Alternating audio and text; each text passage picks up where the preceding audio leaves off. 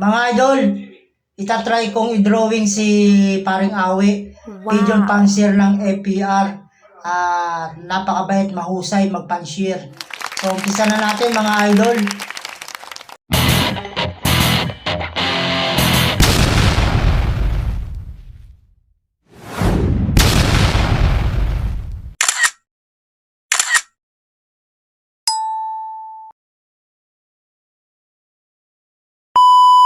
Una muna nating iguguhit yung ating mukha o yung aura ng mukha, yung saktong pagkakalagay ng mukha at yung mata.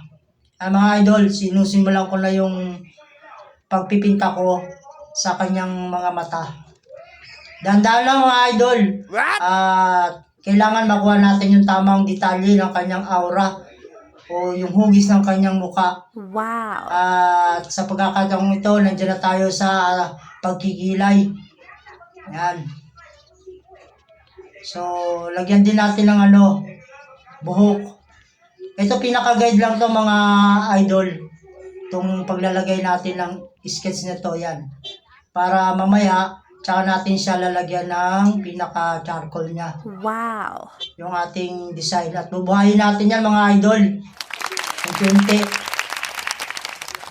At sisimulan na natin ang paglalagay ng pagsishade ng kanyang mukha o parte ng mukha para mabuhay ng konti.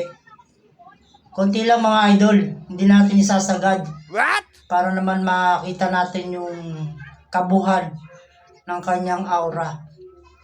At yan na nga, unti-unti na nagkakaroon ng kulay. Bali, itong ginamit natin dito mga idol, cotton buds lang yan, no? Hindi na natin kinamay kasi para maano natin, matansya natin yung paglalagay ng ating shade o pagcha-charcoal. Yan na. Yan, pag-sketch natin sa ating dinodrawing na to. Yan mga idol, dahan-dahan lang, oh. Tapos yung ginamit natin pinaka-charcoal yan, itong ng lapis. Number 4. Para medyo dark yung lapis na ginamit natin dito. Yan.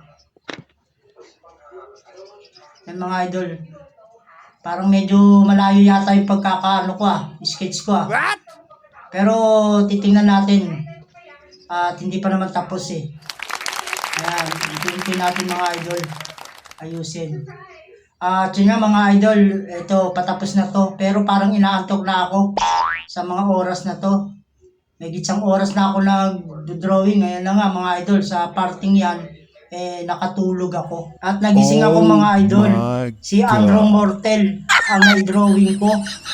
Samantalang si Paring Awi yung dinodrawing ko bago ako matulog o nakatulog. Bakit naging ni Andrew Mortel to? Aray ko! Oh my God!